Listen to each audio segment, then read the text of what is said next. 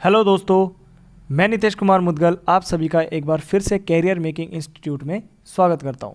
जी दोस्तों, आज मैं आप सभी के सामने सामान्य विज्ञान का जो हम कोर्स पढ़ रहे हैं उसकी अगली वीडियो, जैसा कि आपने थंबनेल में देख लिया है, तो माइटोकॉन्ड्रिया की जो वीडियो है वो लेकर आ गया हूं। अगर आप हमारे चैनल पर नए हैं तो सबसे पहले हमारे चैनल को सब्सक्राइब करें, बेल आइकन को ज़रूर दबाएं ताकि आगे आने वाली वीडियोस की नोटिफिकेशन आपके पास फटाफट पहुंच सके। इसके अलावा वीडियो अच्छी लगती है तो लाइक करें, शेयर करें, कमेंट करें। तो बिना समय गंवाए चलिए शुरू करते हैं। तो जी हाँ दोस्तों, जैसा कि हम सबने अभी देखा कि हमने हमारी पिछली वीडियो में जो हम पढ़ते आ रहे हैं अभी तक, हम कोशिका विज्ञान के बारे में पढ़ रहे हैं, यानी कि सेल बायोलॉजी के बारे में पढ़ रहे हैं, जिसके अंदर हमने अब तक जो भी पढ़ा है, जिसके अंदर हमने पढ़ा है सबसे पहले कि सेल क्या होती है, यानी कोशिका क्या होती है। इसके अलावा हमने पढ़ा इसके जो टाइप्स होते हैं, यानी कोशिकाओं के प्रकार कौन कौन से होते हैं, प्रोकैरियोटिक कोशिका क्या होती है, यूकैरियोटिक कोशिका क्या होती है। इसके अलावा हमने पढ़ा इनका वर्गीकरण, यानी कि इनका क्लासिफिकेशन, कोशिकाओं का क्लासिफिकेशन पढ़ा हमने। उसके बाद में हमने इसके जो अंगक देखे, उन अंगकों में जो सबसे पहले हम देख चुके हैं सेल वॉल, कोशिका भित्ति, जो कि केवल पादप कोशिकाओं में पाई जाती है। इसके बारे में हमने पूरा अध्ययन कर लिया है। तो अगर आपने हमारी वो पिछली वीडियोस नहीं देखी हैं तो सबसे पहले आप आई बटन पर क्लिक करके, जो आपको ऊपर स्क्रीन पर दिख रहा होगा, आई बटन पर क्लिक करके उनका लिंक है, वहां जाकर उस वीडियो को जरूर देखें ताकि बहुत अच्छे से समझ में आए। तो आज हम उसी को आगे बढ़ाते हैं। तो जैसा कि हमने पहले देखा है, सबसे पहले हमने जब इनका वर्गीकरण किया था, कोशिकाओं का वर्गीकरण किया, तो हमने ये कहा था कि जो कोशिकांग होते हैं, यानी कि सेल के जो भी कोशिकांग होते हैं, इसके अंदर जो पाए जाते हैं, वो 3 प्रकार से हमने बांटे थे वहां पे। एक तो होते हैं दोहरी झिल्ली वाले। कौन से होते हैं? दोहरी झिल्ली युक्त कोशिकांग। एक होते हैं एकल झिल्ली युक्त कोशिकांग तथा एक होते हैं झिल्ली विहीन। यही बताया था आपको। तो दोहरी झिल्ली युक्त कोशिकांग में भी हमने 2 कोशिकांगों का नाम लिया था उस वक्त। एक तो कौन था? माइटोकॉन्ड्रिया तथा एक होते हैं प्लास्टिड, लवक। ये दोनों ऐसे होते हैं जिनके बाहरी जो आवरण है वो कैसा पाया जाता है? दोहरा पाया जाता है, डबल पाया जाता है। तो आज हम किसके बारे में? माइटोकॉन्ड्रिया के बारे में देखते हैं। तो चलिए इसको शुरू करते हैं कि दोहरी झिल्ली युक्त कोशिकांग में पहला कौन? माइटोकॉन्ड्रिया।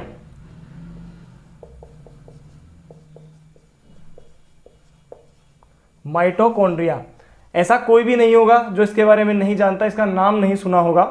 और अगर नहीं सुना है तो आज जानते हैं। तो सबसे पहले इसके नाम के बारे में देखते हैं कि ये क्या कहना चाहता है माइटोकॉन्ड्रिया। कि माइटोकॉन्ड्रिया 2 शब्दों से मिलकर बना हुआ है। कौन कौन से शब्द हैं? एक तो है माइटोस तथा एक है कॉन्ड्रियोन। कौन कौन से शब्द हो गए? एक है माइटोस तथा एक है कॉन्ड्रियोन। जो माइटोस है इसका मतलब होता है सूत्र या धागा, या इसको हम क्या कह सकते हैं? थ्रेड, धागा। और जो कॉन्ड्रियोन होता है इसका मतलब होता है कण, पार्टिकल। तो अगर हम इन दोनों को एक तरीके से मिलाते हैं तो यहां से तो क्या बनता है? माइटोकॉन्ड्रिया। तथा इससे क्या बनता है? सूत्र कणिका। यानी माइटोकॉन्ड्रिया को हम क्या कहते हैं हिंदी में? सूत्र कणिका।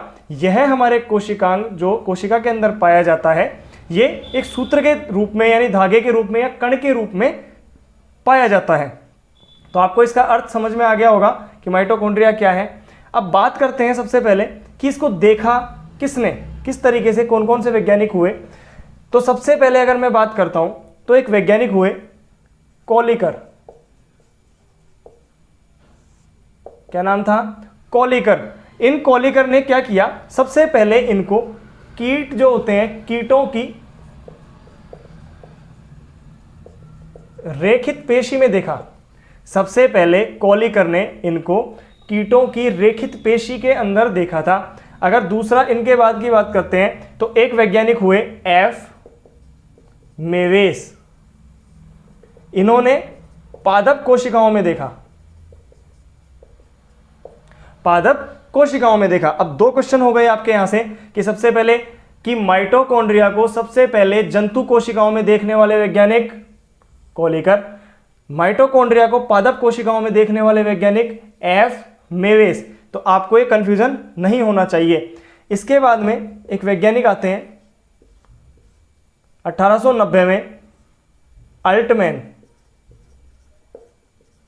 Richard Altman.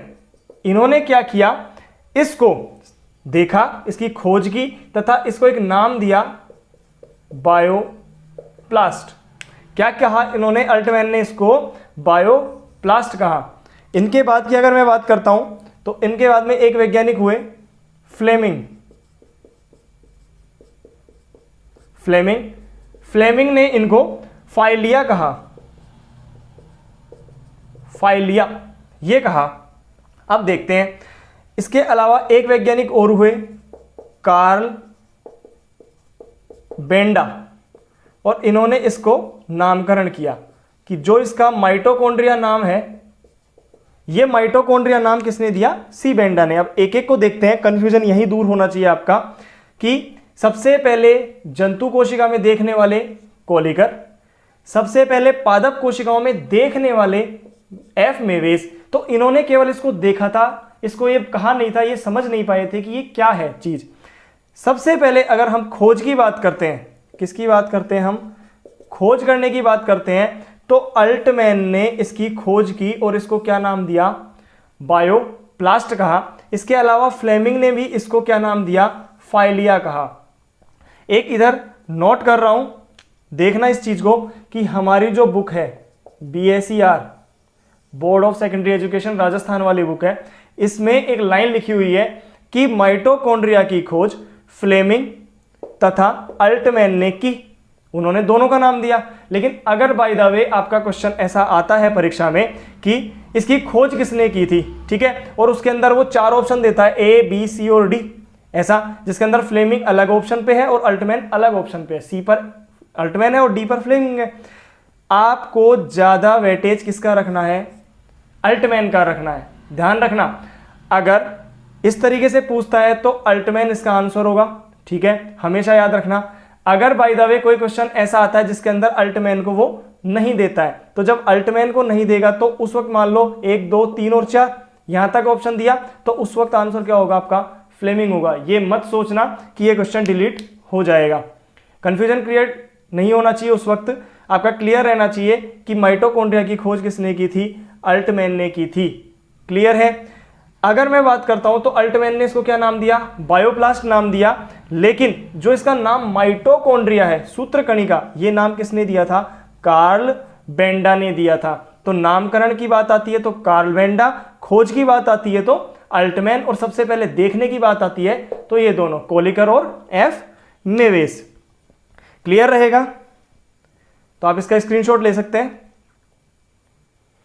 अब अगर मैं बात करता हूं माइटोकॉन्ड्रिया के बारे में, तो ये दोहरी झिल्ली युक्त कोशिकांग है।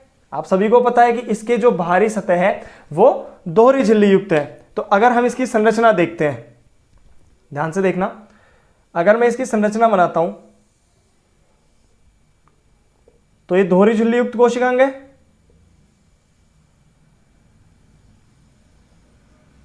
तो जो ये इसके अंदर की तरफ इस तरीके से प्रवर्ध पाए जाते हैं, अपने उंगली के समान प्रवर्ध पाए जाते हैं, पूरी आंतरिक सतह पर पाए जाते हैं। और जो ये प्रवर्ध होते हैं, इस प्रवर्धों के अलावा बीच में एक तरल पदार्थ भरा होता है यहां पर।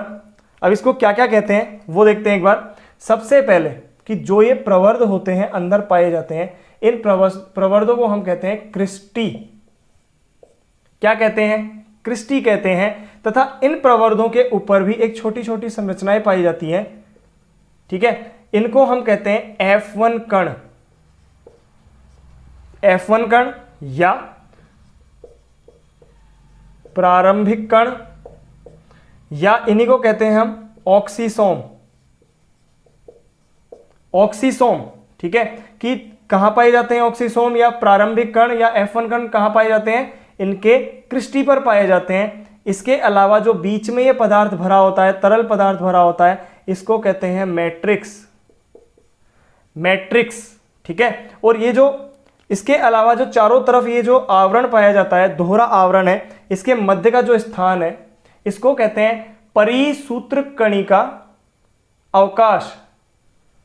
हिंदी और इंग्लिश दोनों में लिखता हूं, पेरी माइटोकॉन्ड्रियल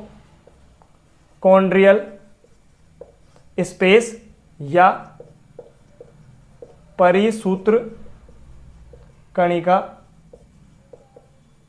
अवकाश, ठीक है। परी का मतलब होता है चारों ओर, और माइटोकॉन्ड्रियल यानी माइटोकॉन्ड्रिया के चारों ओर जो अवकाश है, स्पेस है, उसको हम क्या कह रहे हैं, पेरी माइटोकॉन्ड्रियल स्पेस। ये हो गया। जो इनके अंगुली समान प्रवर्त पाए जा रहे हैं उनको हम कह रहे हैं क्रिस्टी। क्रिस्टी के ऊपर जो कण पाए जाते हैं उनको कहते हैं F1 कण, प्रारंभिक कण या ऑक्सीसोम। तथा इसके अलावा जो बीच में जो ये तरल पदार्थ भरा होता है उसको हम कहते हैं मैट्रिक्स। अब इस मैट्रिक्स की अगर मैं बात करता हूं तो इस मैट्रिक्स के अंदर DNA, RNA, 70S ribosome, 70S ribosome, H2O या लवण या फिर एंजाइम्स, H2O, लवण और बहुत से एंजाइम, ये सब इसके अंदर पाया जाता है। कि इस मैट्रिक्स के अंदर डीएनए भी होगा, आरएनए होगा, 70S प्रकार का राइबोसोम होगा। अब आप ये 70S सोच रहे होंगे कि 70S क्या है। जब हम राइबोसोम पढ़ेंगे तब इसके बारे में बताएंगे कि 70S क्या होता है, 80S क्या होता है, ये सब बताएंगे, ठीक है। H2O इसके अंदर होगा, लवण और एंजाइम भी इसके अंदर पाए जाते हैं। अगर हम बात करते हैं F1 कण की या ऑक्सीसोम की, अगर मैं बात करता हूं तो ये जो ऑक्सीसोम होते हैं इनके अंदर जो ये F1 कण होता है ये फास्फोलिपिड तथा प्रोटीन के बने होते हैं। फास्फोलिपिड तथा प्रोटीन के बने होते हैं। यानी अब आपके सामने कई क्वेश्चन यहां पे बनते हैं, जैसे क्या क्या कि जो माइटोकॉन्ड्रिया होता है उसका मतलब कैसा कोशिकांग है, तो दोहरी झिल्ली युक्त कोशिकांग है। सेकंड क्वेश्चन कि माइटोकॉन्ड्रिया के अंदर जो अंगुली समान प्रवर्त पाए जाते हैं वो क्या कहलाते हैं, तो वो क्या कहलाते हैं, क्रिस्टी कहलाते हैं।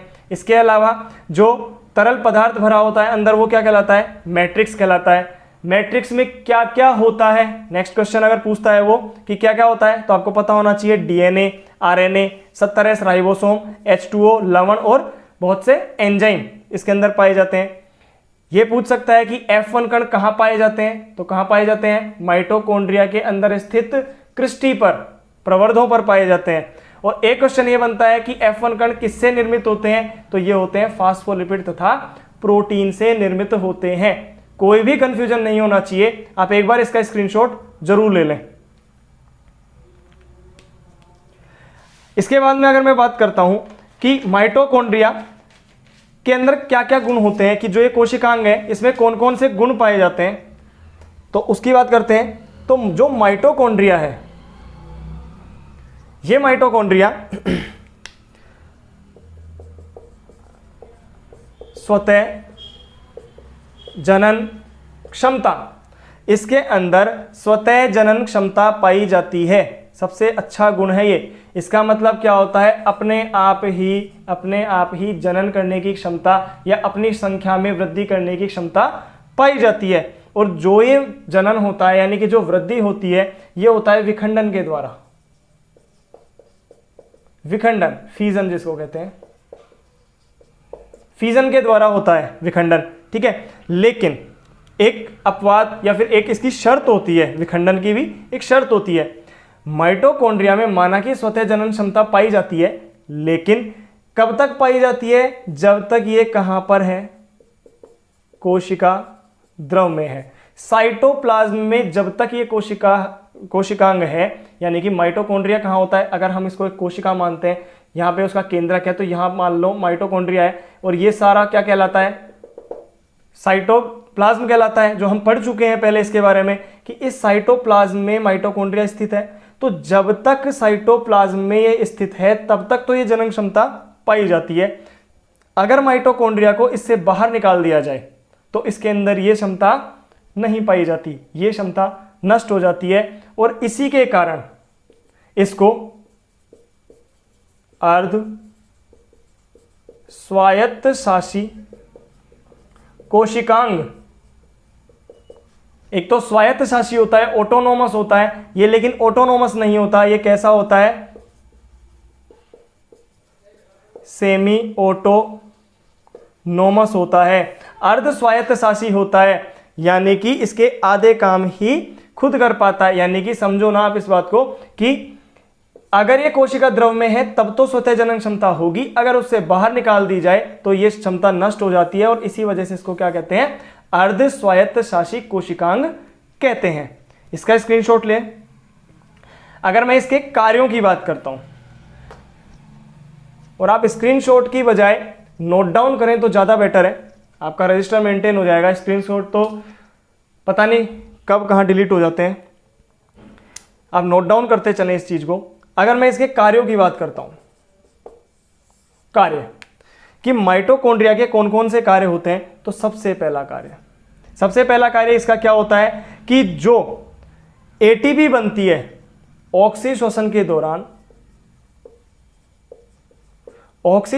दौरान जो एटीपी का निर्माण होता है, किसका निर्माण, एटीपी का निर्माण होता है, उस एटीपी को क्या करता है, ये संग्रह करता है। यानी कि जो ऊर्जा है उसका संग्रह करने का कार्य इसका होता है। और ये सबसे इसका महत्वपूर्ण कार्य है कि जब भी हमारे शरीर में ऑक्सीश्वसन होता रहता है तब जो एटीपी का निर्माण होता है उसको संग्रह करने का कार्य कौन करता है, कोशिका का माइटोकॉन्ड्रिया करता है। और इसी वजह से इसको power house of the cell या कोशिका का शक्ति गृह या ऊर्जा घर भी कहते हैं। कि कोशिका का पावर हाउस या उसका शक्ति गृह या ऊर्जा घर इसी वजह से कहते हैं क्योंकि जब कोशिका के अंदर यानी कि ऑक्सीश्वसन होता है तो जो एटीपी है उस एटीपी का संग्रहण किसके द्वारा किया जाता है, माइटोकॉन्ड्रिया के द्वारा किया जाता है। तो पहला काम समझ में आ गया। अब एक वर्ड आया ये एटीपी, तो एक मिनट इसके लिए भी सुन लें। एटीपी होता क्या है, ये ATP adenosine triphosphate, ATP adenosine triphosphate, इसके अंदर 3 फास्फेट समूह जुड़े होते हैं इसलिए इसको ट्राईफॉस्फेट कहते हैं। संग्रह अगर संचय की बात करता हूं तो एटीपी का संचय एटीपी के रूप में होता है, ऊर्जा का संचय। अगर जब हमारे शरीर में ऊर्जा की आवश्यकता होती है तो ये एटीपी एडीपी में कन्वर्ट हो जाती है, एडीपी प्लस आईपी। ठीक है, आईपी का मतलब होता है इनऑर्गेनिक फॉस्फेट या अकार्बनिक फॉस्फेट तथा एडीपी का मतलब होता है एडिनोसिन डाईफॉस्फेट, यानी एक फॉस्फेट समूह यहां से हट जाता है। तो जब भी हमें ऊर्जा की आवश्यकता होती है तो ये एटीपी टूट जाती है, एडीपी और आईपी में टूट जाती है। अगर इसके अलावा मैं एटीपी के बारे में कुछ बताऊं तो जो एटीपी है इसकी खोज की अगर मैं बात करता हूं तो ये की थी लिपमैन ने। कई बार पूछ लेता है, ठीक है, वैसे तो इतना डीप जाते नहीं है लेकिन कई बार पेपर का कोई भरोसा नहीं है, कुछ भी पूछा जा सकता है। तो एटीपी की अगर खोज की बात करते हैं तो किसने की थी, लिपमैन ने इसकी खोज की थी। तो पहला कार्य समझ में आ गया माइटोकॉन्ड्रिया का कि ऊर्जा का संग्रहण करना। अगर दूसरे कार्य की बात करता हूं नेक्स्ट, तो ऑक्सीफॉस्फोरिलीकरण की जो क्रिया होती है उसमें जो एटीपी का निर्माण होता है उसका भी संचय यही करता है।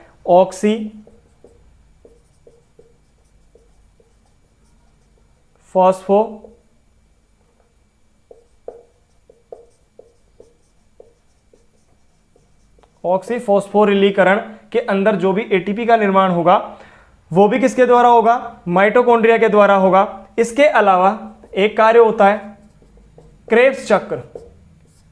क्रेब्स चक्र, आपने चक्र का नाम सुना होगा, ग्लाइकोलाइसिस, क्रेब्स चक्र। तो जो क्रेब्स चक्र होता है वो कहां होता है, माइटोकॉन्ड्रिया के मैट्रिक्स में होता है। कि जो माइटोकॉन्ड्रिया का तरल है, मैट्रिक्स है, उसके अंदर ही ये क्रेब्स चक्र संपन्न होता है। इसके बारे में जब हम श्वसन पढ़ेंगे तब बात करेंगे क्रेब्स चक्र के बारे में। इसके अलावा मैं बात करूं तो जो प्रकाशिक श्वसन है, प्रकाशिक